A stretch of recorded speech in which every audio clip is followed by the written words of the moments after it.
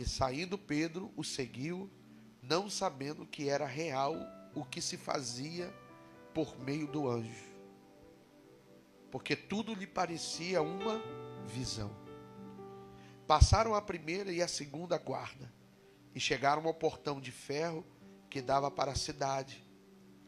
Este se abriu, então, por si mesmo para eles, e passaram. Tendo saído, caminharam ao longo de uma rua, e de repente o anjo o deixou. Então Pedro caiu em si. Diga, então Pedro caiu em si. E disse: agora sei, sem nenhuma dúvida, que o Senhor enviou o seu anjo e me libertou das mãos de Herodes e de todo o povo judeu.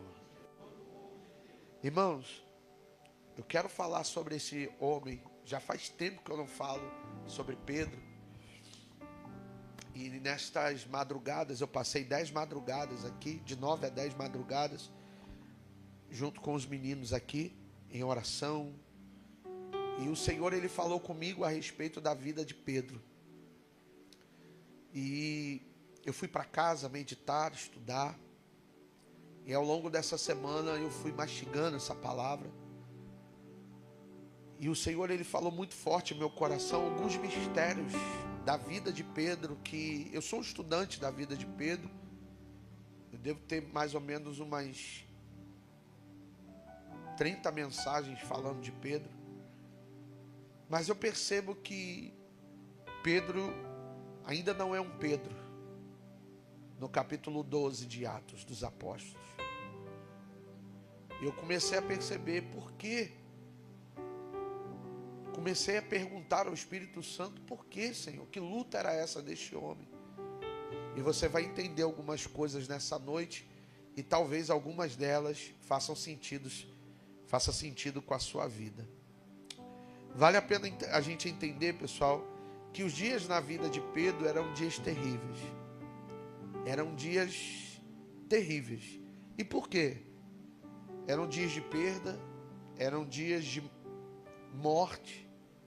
Se você observar bem, você vai perceber que é festa de pães asmos.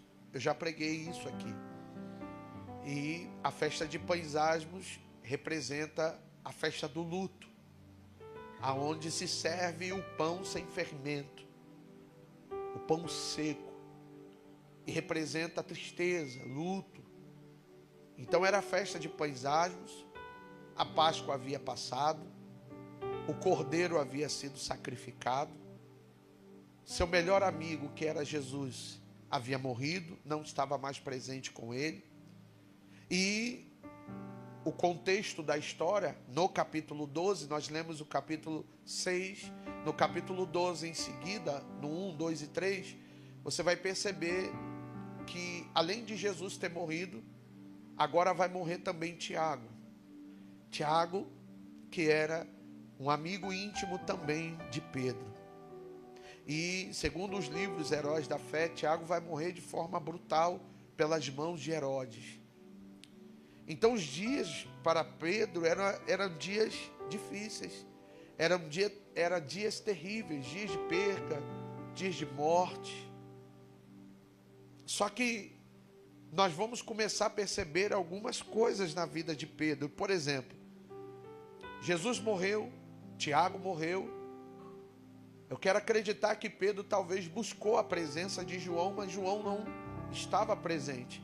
Durante todo o ministério de Pedro, se você ler o livro de Atos dos Apóstolos, você vai perceber que a maior parte do ministério de Pedro, através, acredito eu, do mando do próprio Senhor Jesus, Pedro teve a companhia eminente de João.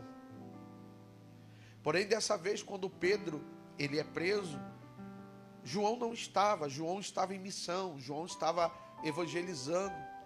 Ou seja, Pedro estava sozinho, enfrentando suas crises, enfrentando suas batalhas.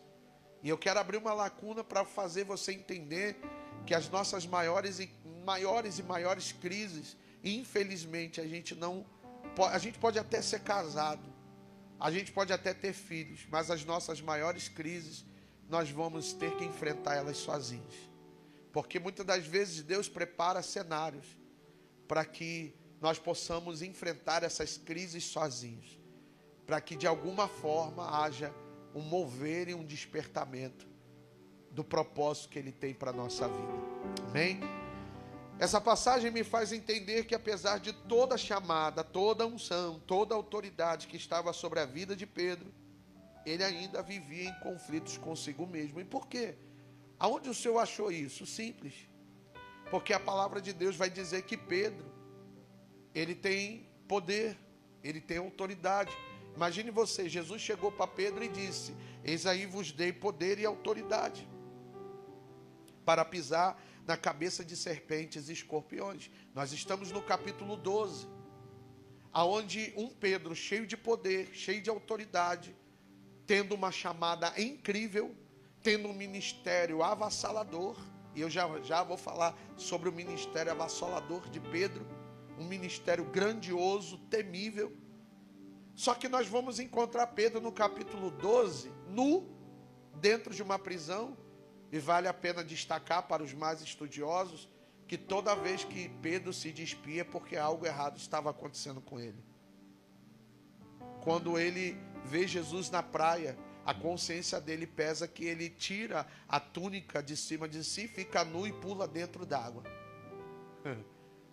Dessa vez não é diferente. Pedro também está nu dentro de uma cadeia, cercado por soldados e dormindo. Pedro está dormindo. Tudo está acontecendo lá fora. Uma igreja está clamando, de portas fechadas. Há um avivamento na igreja do Senhor. Só que Pedro está dormindo. E para quem muitas das vezes não tem a ciência da percepção da própria palavra, vai pensar: Pedro estava em paz. Que paz? Se a chamada de Pedro era iminente, aquilo que o Senhor tinha na vida de Pedro era grandioso. Mas a Bíblia diz que Pedro está dormindo. Entende isso aqui? Havia se passado três anos de longos processos, longos ensinamentos, longos testes, provações, exortações, mas ainda algo não permitia que Pedro fosse Pedro. Tem algo errado com Pedro. O tempo passou. Jesus ficou 3 anos doutrinando Pedro, ensinando Pedro, exortando Pedro. 3 anos de exortação, ensinamento. 3 anos que Jesus ensinou Pedro a viver coisas sobrenaturais. Uma delas é andar sobre as águas. Outra é jogar um anzol e pegar um estáter dentro da boca de um peixe. É ver uma figueira secar diante dos seus olhos, através de uma palavra. É ver um morto chamado de Lázaro ressuscitar diante dos seus olhos. É ver um filho da viúva de Naim se levantar daquele caixão. Pedro foi 3 anos treinado, viu, ouviu, presenciou. Meu Deus! Mas por que Pedro não muda? Por que Pedro continua sendo assim? Por que Pedro, ele não consegue afluir seu ministério em plenitude? Nós vamos entender algumas coisas. Preste atenção, tá? Fica comigo, gente. No capítulo 2 de Atos dos Apóstolos, Pedro viu com os seus próprios olhos a descida do Espírito Santo. E a Bíblia vai dizer que ele estava dentro da casa com mais 120 homens, quando o Espírito Santo desceu e encheu toda a casa. E viram ali línguas repartidas, como de fogo. Pedro estava ali. Se você olhar o capítulo 1, você vai ver um Pedro desnorteado, sem saber o que fazer, na escolha do próximo apóstolo para substituir a Judas. E Pedro está tão perdido que a Bíblia diz que ele pega e lança sorte para escolher o próximo apóstolo. Eu poderia entrar aqui e tirar uma mensagem poderosa disso aqui, por quê? Porque o Espírito Santo e o próprio Senhor Jesus provou que Pedro estava errado. Meu Deus. Como, bispo? O próximo apóstolo não era para ser? Quem foi o 13º apóstolo? Através de Pedro lançando sorte para descobrir quem sucederia o lugar de Judas. E aí vem o Espírito Santo e diz: olha, você está errado. Você lançou sorte para escolher Matias, mas eu estou levantando Paulo. Mas eu não vou entrar nisso aqui. Mas para você entender algumas coisas, isso é o capítulo 1. No capítulo 2, agora Pedro não precisa lançar sorte, porque agora ele tem o Espírito Santo dentro dele. É ele que fala. A Bíblia diz que Pedro é cheio do Espírito Santo. No capítulo 3, nós vamos perceber que Pedro, cheio do Espírito Santo, levanta um paralítico. No capítulo 4, Pedro ele faz um discurso diante dos maiorais, um homem iletrado, que não sabia ler, ignorante, agora vai fazer um dos seus maiores discursos, no capítulo 4 de Atos dos Apóstolos, diante dos governantes, e a Bíblia diz no versículo de número 8 do capítulo 4, e Pedro falou cheio do Espírito Santo, a ponto que os governantes e todos os homens daquele lugar se calaram para ouvir a voz de Pedro. No capítulo 5, nós vamos ver um Pedro como líder da igreja, cheio de poder e autoridade, ao ponto que Ananias e Safira caem mortos diante dos seus pés. Através de uma palavra de comando que sai da boca de Pedro, para Ananias aqueles homens que estão na porta te levarão morto hoje ainda. Para Safira, a palavra é praticamente a mesma, porém ele diz: você teve uma oportunidade, Safira, mas como você preferiu seguir o mesmo caminho que teu marido, aqueles homens também, aleluia, te levarão para ser enterrada ainda hoje. Olha que autoridade.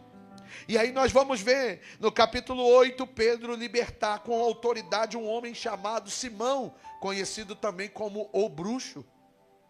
Olha a autoridade de Pedro. Eu estou falando com você de Bíblia. Nós estamos partindo do ministério de Pedro em Atos. Cheio de autoridade, a Bíblia diz que Pedro entra na casa de Simão, conhecido como o bruxo, um feiticeiro que era temido e temível por causa das suas filipécias com a bruxaria, mas cheio de autoridade. Pedro liberta Simão, o bruxo, e a partir daquele momento, Simão, o bruxo, passa a servir ao Senhor. Quem olha para Pedro, vendo todas essas maravilhas, diz: caramba, que ministério, que ousadia. Pedro agora aprendeu. Pedro agora tomou jeito. Pedro agora está imerso em seu ministério. Nós chegamos agora no capítulo 9. Pedro, cheio de unção, é levado até a casa de uma costureira chamada Dorcas. Dorcas, que era um parâmetro fiel da igreja naquele tempo, avivada através da pregação do próprio Pedro. Só que Dorcas morre. E alguém convoca Pedro, e Pedro chega na casa de Dorcas, libera uma palavra de unção, uma palavra de comando. E a Bíblia que eu tenho e a Bíblia que você tem vai dizer que Dorcas se levanta. Meu Deus. Nós estamos falando não de um ministério, irmãos, comum. Nós estamos falando de um ministério potente, de um ministério incrível. A autoridade, a unção estava sobre a vida de Pedro. Porém, a partir do capítulo 9, nós vamos começar a perceber um Pedro oscilante. Nós vamos perceber que Pedro vai. Capítulo 2, 3, 4, 5, 6, 7. Pedro está avançando, o ministério de Pedro está arrebentando. Mas no capítulo 9, Pedro começa a oscilar. E esse é o retrato, muitas das vezes, de nós. Que começamos muito bem, caminhamos bem. Aquele dia que a gente diz: eu vou ler a palavra, eu vou estudar, eu vou lá na faculdade, eu vou subir um monte, eu vou fazer um propósito, vou começar a orar na minha casa, vou ler a palavra, vou começar a ir no estudo bíblico, vou ir no discipulado. E quando você vê, de repente, você já está querendo desistir de novo. Você está querendo retroceder mais uma vez. Uma das maiores crises, maiores batalhas de Pedro era a oscilação da fé. Era um Pedro que num dia estava orando de madrugada com autoridade, mas no outro dia estava reclamando, dizendo que não queria mais prosseguir adiante. Será que isso aqui não tem se assemelhado com você? Será que hoje, obreiro, será que hoje, irmã, irmão, hoje a tua maior guerra não é ou não são as tuas oscilações? Uma hora que você acerta, outra hora você erra. Uma hora você faz as coisas direito, daqui a pouco quando você vê, você está fazendo tudo errado. Você avança, mas daqui a pouco tu retrocede. Tu conquista, mas daqui a pouco perde. Será que isso não é um retrato de quem você é, do estereótipo de que você é hoje? Aí no capítulo 9, nós vamos ver, ou melhor, no capítulo 10, nós vamos ver Pedro, que demonstra porque tinha ainda conflitos existenciais. Deus vai descer na casa de Cornélios. Deus vai descer do céu alimentos consagrados pelo próprio céu, pelo próprio Senhor. Mas a visão de Pedro não é mais uma visão de quem estava ressuscitando um morto na casa de Dorcas. Não era a visão de quem libertou um bruxo. Não era a visão de quem discursou cheio do Espírito Santo. Não era a visão de alguém que levantou um paralítico. Não era a visão de alguém que ia cultuar dentro do templo às 3 horas da tarde. E aí o Senhor vai descer um alimento para Pedro, e Pedro escuta uma voz do céu dizendo: alimenta-te, Pedro. Então Pedro, sem visão, já fraco na fé, abre a boca e diz: não, meu Senhor, pois nunca comi coisa alguma que seja comum. Olha o que Pedro está dizendo para o céu. Olha o que Pedro está dizendo para o Senhor. O Senhor está fazendo na vida de Pedro. O Senhor está realizando na vida de Pedro. Mas ele está tão comum, ele está tão terreno, ele está tão carnal já, de uma hora para outra, que ele vai dizer: Senhor, eu não como coisas comuns. E o Senhor vai chamar Pedro e vai dizer: como, Pedro? Não chame de comum as coisas que eu santifiquei. Olha Pedro conflitando com as coisas do céu. Olha Pedro conflitando com as coisas do sobrenatural. Olha Pedro em crise de novo. Olha Pedro em guerra mais uma vez. Aí você me pergunta: bispo, mas tem como um homem cheio do Espírito Santo viver guerras existenciais? Tem como um homem cheio da autoridade do Espírito Santo querer se desviar? Tem como um homem que é levita da casa do Senhor, que canta, que adora, que conhece as notas e ainda assim cantar músicas para o diabo? Tem como um homem cheio do Espírito Santo desviar e trair a sua esposa? Tem como um homem conhecedor da palavra voltar de novo a se enredar nas coisas da carne? E eu vou te provar que o próprio apóstolo Pedro, o Pedro que eu estou falando para você, é o Pedro que vai escrever na segunda carta, no capítulo 2, dizendo: e o seu último estado tornou-se pior do que o primeiro.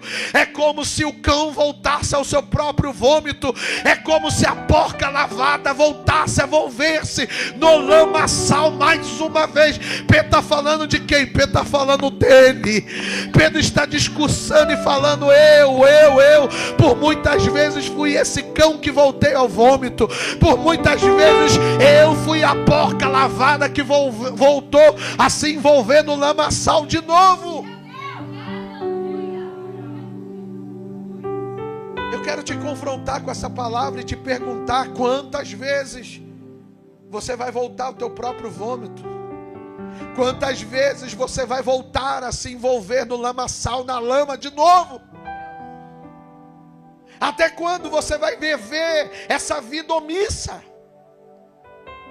Titubeando, cambaleando, flertando. Uma hora você diz: agora eu vou. Vem no altar, aceita Jesus.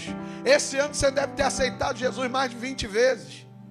Vem no altar, se reconciliou, mas chega na segunda-feira, a tua vida continua a mesma.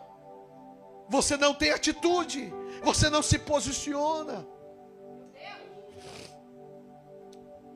É possível curar e sim ter conflitos de identidade espiritual? É. Pedro curava, mas ainda não sabia quem ele era.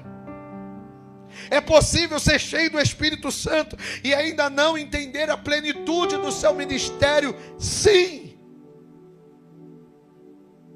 Nós vamos entender que Pedro fazia tudo isso. Era alguém que estava dentro da igreja, tinha ministério, andava com Jesus, mas ainda assim vivia em conflitos a ponto de não saber que tipo de ministério o Senhor tinha com ele.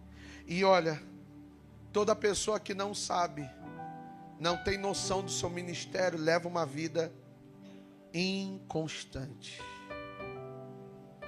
Porque a inconstância é o reflexo da falta de identidade espiritual. Por que tem pessoas que são inconstantes espiritualmente? Porque ela ainda não descobriu o tamanho da sua chamada, quem ela é diante do Senhor. E aí a inconstância. Eu estou te dando respostas que você pediu a Deus esses dias. Você vem esses dias falando: Senhor, por que essa inconstância? Por que essa fraqueza? Por que, Senhor, eu não consigo me firmar? Por que eu não paro igreja nenhuma? Por que meu ministério não dá certo? Por que, Senhor, que eu não consigo fluir de maneira nenhuma naquilo que o Senhor me chamou? Porque você ainda tem dúvidas de quem você é. Você ainda não sabe aonde está firmado o teu ministério, a tua chamada. E esse era o maior conflito de Pedro. Porque Pedro sabia que Jesus havia falado com ele, quem ele era. Mas ele mesmo guerreava dentro dele.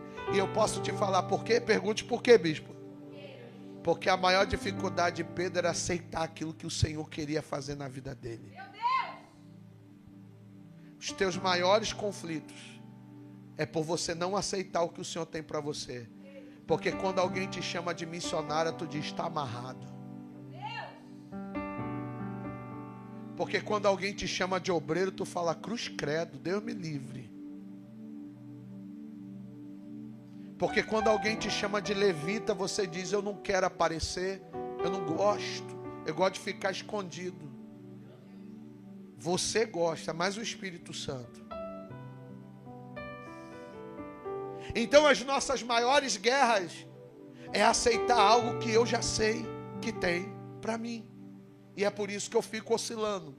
É por isso que eu vou oscilando. E o que o Senhor faz com Pedro? Desiste? Não. Começa a tratar. Você nunca vai ver Deus desistir de alguém que tem uma chamada. Mas você vai sempre ver Deus tratar pessoas até o dia da sua morte, se for necessário. Até que entenda. Para você ter ideia do que eu estou falando, nós vamos ver o discurso de um homem chamado Jeremias. Jeremias que vai abrir a boca e vai dizer: ah, eu não entendo esse fogo ardente que queima dentro de mim. Não entende? Então vou te explicar. É porque eu te chamei para ser profeta. Tem coisas que você não entende. Por que eu sinto esse vazio? Por que eu viro e mexo, tenho que tomar remédio contra a depressão, ansiedade? A depressão e a ansiedade, ela não é só algo psicossomático, é algo também espiritual. Isso está na Bíblia. Todos os homens que se sentiram depressivos foram homens que tinham um vazio de Deus. Eu sei que você está aqui e deita na tua cama e muitas das vezes você pensa nisso. Chora, sente vazio. E eu digo mais, dinheiro na conta não preenche o coração de quem tem chamada. Salário, bom emprego, não preenche. Pode preencher por alguns dias, por alguns momentos, mas logo, logo você percebe que você está vazio. Aí você pensa que se dedicando mais tempo no teu trabalho, você vai completar esse vazio que está no teu coração. E você percebe que quanto mais você se dedica do lado de fora, mais vazio você fica do lado de dentro. Meu Deus, aleluia. Como o próprio apóstolo Paulo, em conflito. Só que, irmãos, Paulo entendeu rápido. Outros homens entenderam rápido, mas Pedro tinha dificuldade de entendimento por causa do que, bispo? Da sua ignorância. Tem gente que tem dificuldade de entendimento. Bispo, o senhor está me chamando de ignorante? Não. Eu estou dizendo que Pedro tinha dificuldade, porque Pedro, ele não conseguia entender e apanhou. Apanhou, irmão. Sofreu. Escuta isso aqui, preste atenção. Nós nunca alcançaremos a plenitude do nosso ministério sem antes não entendermos qual nível o Senhor deseja me levar. Você já entendeu qual nível que o Senhor quer te levar? Não. Bispo, Deus apresenta níveis para quem tem chamada? Sim. Você já leu ali Ezequiel? Quando o Senhor ele pega um prumo e vai medindo 1000 côvados. Há águas que batiam pelo tornozelo, águas que batiam nos joelhos, águas que batiam no lombo, águas que o cobriam totalmente. O mesmo prumo foi apresentado também para Jeremias, só que de uma forma diferente. Todo ministério precisa de um prumo. Mas isso é uma outra mensagem também. Mas eu quero dizer para você, irmão, que você precisa entender qual é o nível que o Senhor quer te trazer. Para você parar de guerrear, para você parar de pelejar, para você parar de conflitar com coisas que o próprio céu já falou com você. A guerra de Pedro não era uma guerra física. A guerra de Pedro não era uma guerra por bens. A guerra de Pedro não era uma guerra ainda comum. A guerra de Pedro é porque ele não entendia quem ele era. Ele não entendia a sua chamada. E eu vou te provar. Eu vou te provar nesta noite. Porque Pedro não entendia.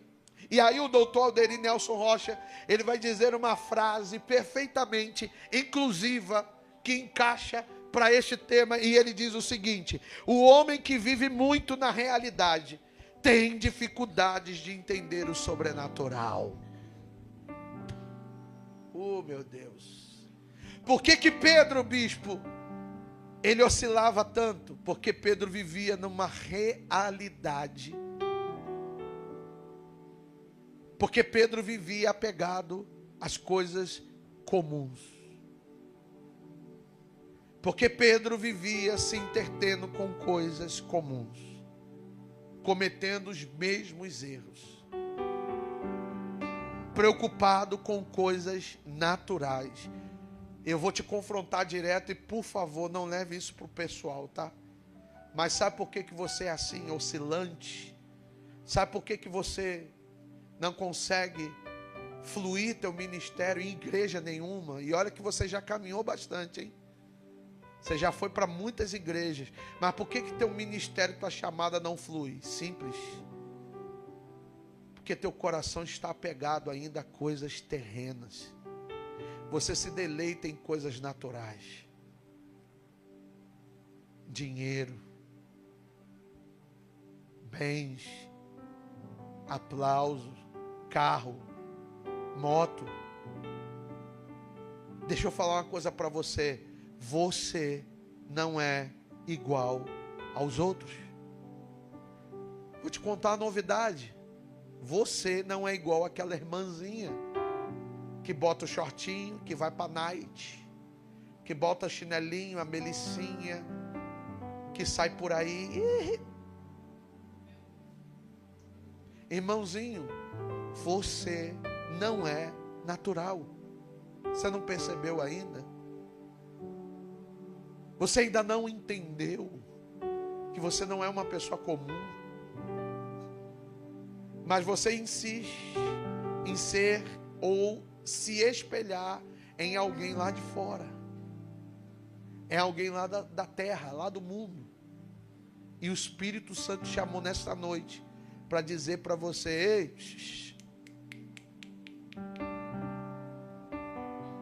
sai do natural. Você não é igual a eles.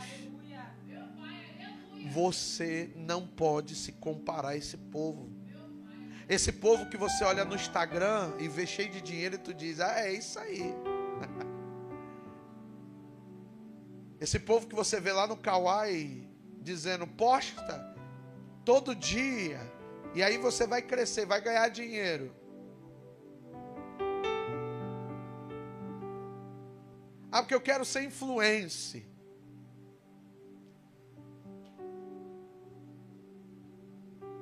É por isso que você está assim, agitada. É por isso que você está assim, perdido.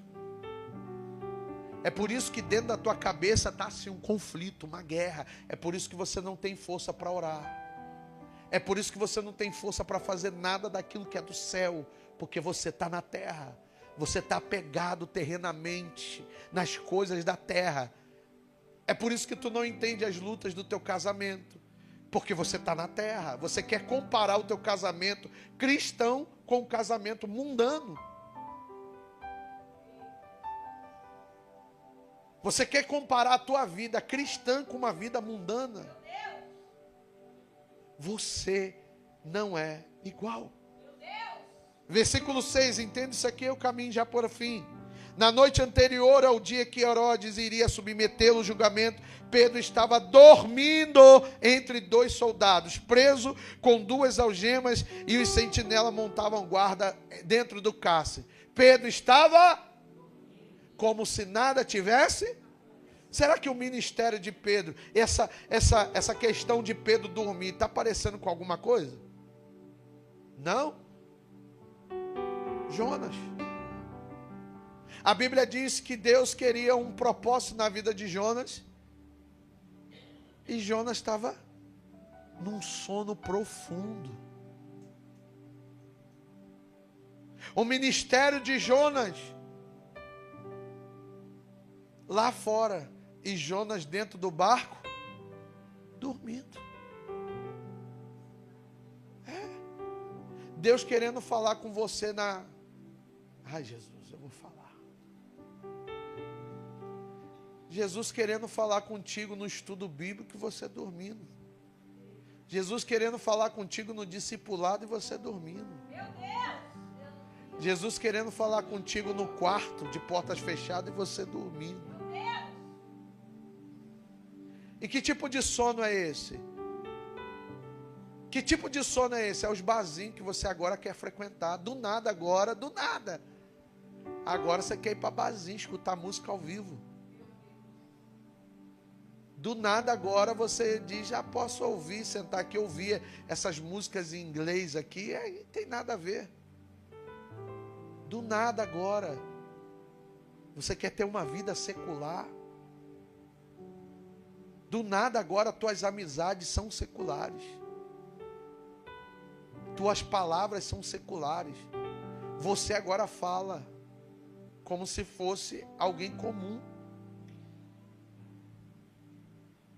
É noite de aperto, irmão. É noite de confronto. Presta atenção.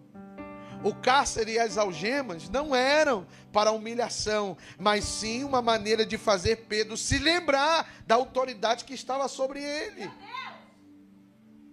Por que Jesus colocou ele no cárcere? Por que as algemas? Por que a prisão? Para ver se Pedro olhava e falava, eu sou alguém que tenho a chave. Eu não vou gritar para colocar isso aqui. Mas era uma forma do Espírito dizendo assim, ei, acorda. Tu não vai entender quem você é, não? Mateus capítulo 16, versículo 18. Diz Jesus, pois também eu te digo que tu és Pedro, e sobre esta pedra edificarei a minha igreja, e as portas do inferno não prevalecerão contra ela. Escuta isso, escuta, olha Jesus dizendo para Pedro, e eu te darei as chaves do reino dos céus, e tudo que ligares na terra será tido ligado também nos céus. Mas o sujeito estava dormindo.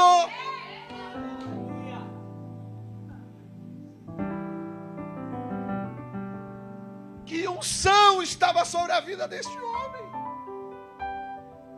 Tem pessoas que eu fico bobo, irmão. Eu boto na minha oração que eu falo, meu Deus, poderia estar ali cantando, poderia ser o instrumentista da igreja, poderia ser o obreiro da casa, poderia ser o evangelista, poderia ser o missionário, poderia ser o pastor, mas ainda está dormindo. E o tempo está passando. O tempo está passando e Pedro está nu e dormindo. Bispo, como é que o Senhor tem a ousadia de dizer que Pedro estava longe do seu ministério?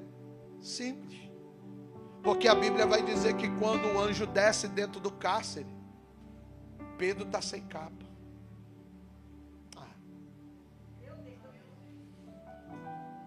Quando o anjo desce, Pedro está sem sandália. Quando o anjo desce, Pedro está nu. Isso me arremete em João capítulo 21, quando Jesus aparece na beira da praia, está gritando, ele não reconhece a voz de Jesus, aí João fala, essa voz eu conheço. Pedro, acho que é o mestre. O que ele faz? Ele tira a túnica fala de autoridade. É Pedro mais uma vez abrindo mão do seu ministério. É Pedro mais uma vez abrindo mão da sua chamada. Meu Deus. Pedro está dentro do cárcere sem capa ou túnica. Pedro está dentro do cárcere sem sandália. Sandália fala de evangelho. Túnica fala de unção e autoridade. Vestimentas fala de proteção. Oh, Jesus Cristo. Existem pessoas que Deus colocará em situações, não para matar, não para humilhar, mas para que de alguma maneira essa pessoa entenda e se recorde de quem ela é. A lição daquela cadeia era tirar Pedro do que ainda era natural. E não tem jeito. Não tem jeito. Deus ele vai insistir até o fim, porque ele não perde propósito. A pergunta é, até quando você aguenta? Até quando você vai aguentar? O cárcere, as perdas, a oscilação, o vazio, as cicatrizes. Até quando? Eu não sei. Talvez você seja o super-homem. Você diga, eu vou aguentar até os 90 anos. Amém. Mas eu falo para você, irmão. Eu já entendi num ponto do meu ministério que eu não aguento mais. E a minha palavra é, me rendo, Senhor. Eis-me aqui. Escuta isso. Toda pessoa que tem dificuldade de se desligar do que é natural, certamente conflitará sobre coisas sobrenaturais. Quer ver? Chega para uma pessoa e começa a falar de ministério quando ela ainda é carnal. Ela vai olhar para você e vai dizer, aquela igreja está fazendo lavagem cerebral na tua cabeça, hein? Cuidado, hein? Estão querendo fazer você virar bitolado.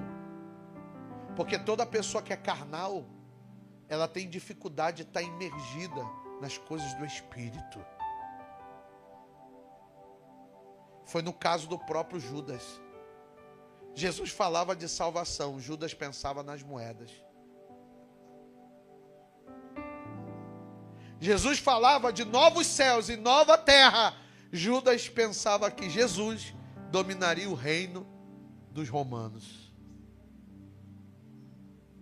E o final foi Judas vendendo Jesus por 30 moedas. Moedas que serviu para comprar um campo chamado de campo de sangue. Eu não vou entrar nisso aqui não, isso aqui é profundo demais. Mas olha o versículo de número 9. E saindo Pedro, então o seguiu, e não sabendo que era real. Peraí, irmão. Primeiro, o anjo desce. O cara está dormindo. O sono era tão grande que o anjo desceu e Pedro não. Foi necessário o anjo fazer o quê? Toca. Ô, irmão, pelo amor de Deus, levanta aí. No caso de Jonas, quem tocou foi o capitão. No caso de Pedro, o próprio anjo teve que descer e falar, pelo amor de Deus, acorda. Porque o sono era pesado, irmão. Pedro levantou, se vestiu, calçou sandália, botou roupa, saiu, viu as correntes caindo no chão. mas ainda disse: não sei se nada disso é real. Você entende? Não está entendendo? Eu vou te explicar melhor. Tem gente que está vendo os livramentos. Tem gente que está vendo o livramento, tem gente que está vendo a mão de Deus, tem gente que está vendo Deus de perto, tem gente que está sendo alimentado pelas cordonizes, está sendo alimentado pelos corvos, tem gente que está vendo o maná caindo, tem gente que está vendo providência, tem gente que está vendo a mão de Deus, mas ainda assim está dizendo: será que isso é real? Tem gente que viu Deus reconstruir um casamento totalmente destruído pelas traições. Deus reconstruiu o casamento do cabra, e o cabra ainda está dizendo: será que é verdade?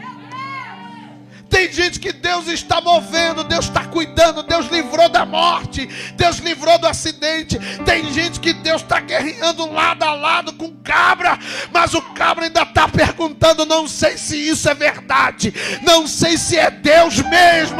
Pelo amor de Deus. Cutuca esse crente e fala: pelo amor de Deus, se isso não for Deus, em que planeta você está? Olha para trás, há 3 meses você estava falido. Olha para trás, há 4 meses tu estava querendo vender tudo, acabar com tudo, estava querendo ir embora. Deus mudou a situação, virou o cárcere. Você ainda está dizendo se é real?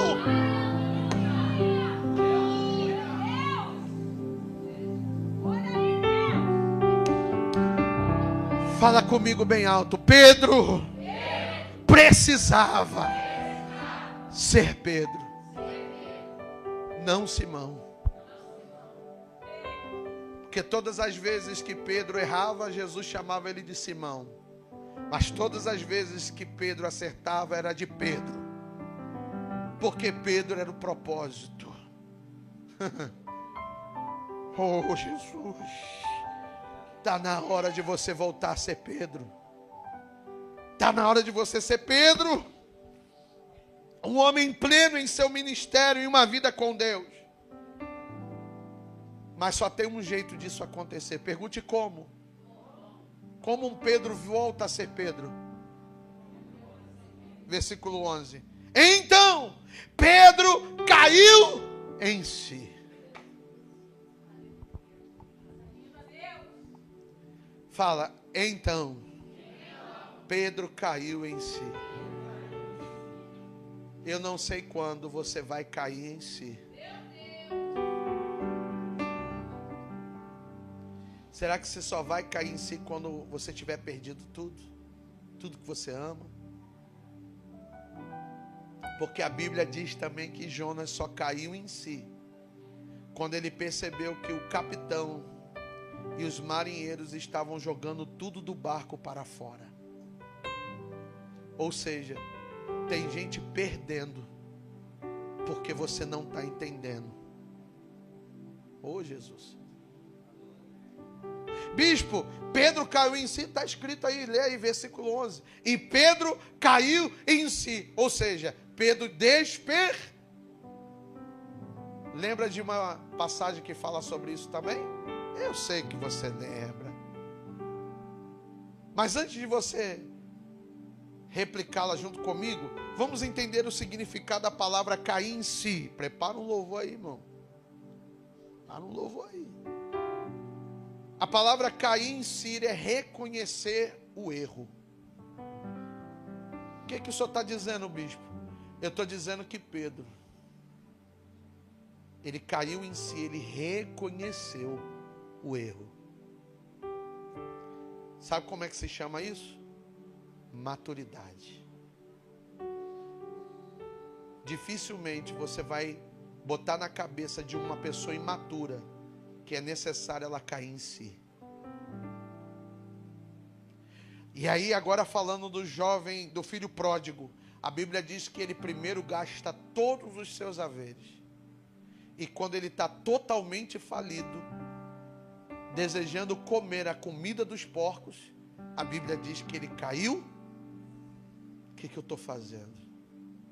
Irmãos, o problema não é cair em si, o problema é perceber que quando você caiu em si, o tempo já passou. As oportunidades já passaram.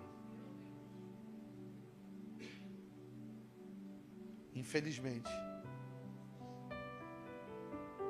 a força já acabou e não tem mais força para conseguir voltar.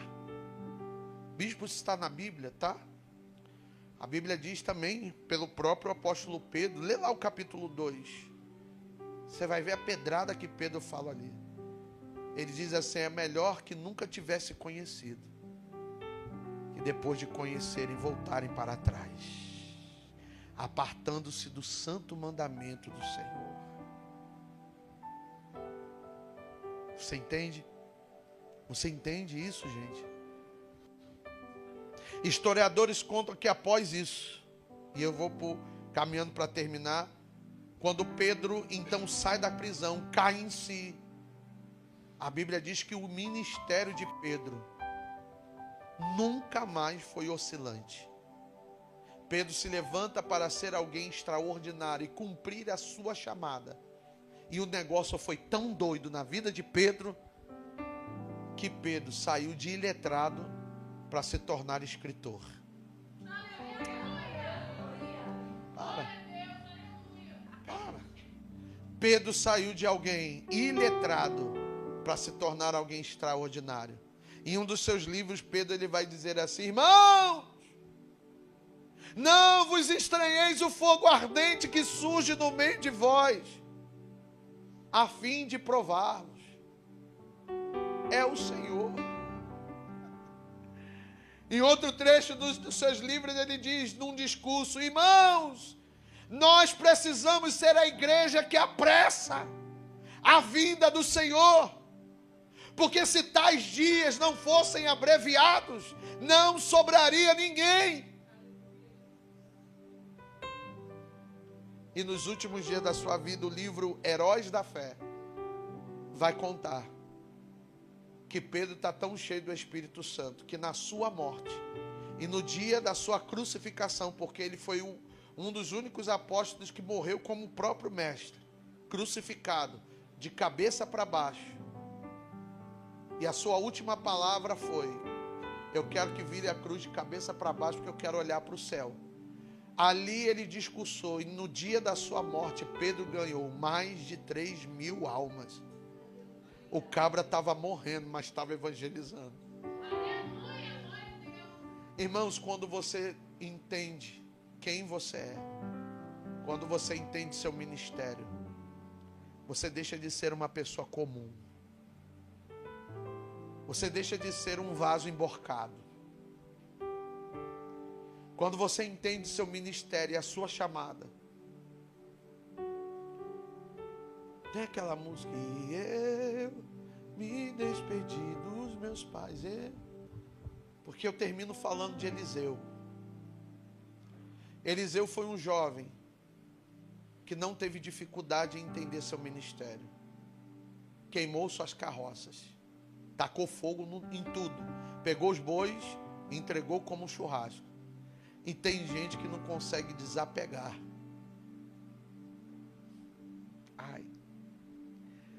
Tem gente que não consegue desapegar de algo físico para viver algo sobrenatural. Tem gente que o Senhor está dizendo: abre mão disso aqui, que o que eu tenho para você é extraordinário. E tem gente até de luto. Não, manda luto aí de 8 dias, que eu vou ter que abrir mão disso aqui. Eliseu foi lá, queimou suas carroças, tacou fogo nos bois e correu atrás de Elias. E para você entender, Elias ainda botou à prova o ministério de Eliseu 3 vezes. Porque a Bíblia diz que em 3 vezes Elias disse: fica aqui que eu vou oferecer sacrifício. Eliseu disse: não me apartarei de ti, até que eu veja cair do céu o teu manto. Para você entender, homens de fora quiseram atacar o ministério de Eliseu. Eliseu disse: não, calai-vos, fiquem quietos. Não, fiquem quietos. Eu estou em busca daquilo que eu sei que é para mim. E a Bíblia diz que de repente, um redemoinho veio do céu, tomou Elias. E quando Elias ia subindo, Eliseu deu um grito: ai, meu Senhor! Não se esqueça de mim. Então, que coisa, rapaz, eu queria ser qualquer coisa ali só para me ver essa cena. Elias sendo tomado no céu, mas jogando a sua capa. E a capa caindo nas mãos de Eliseu.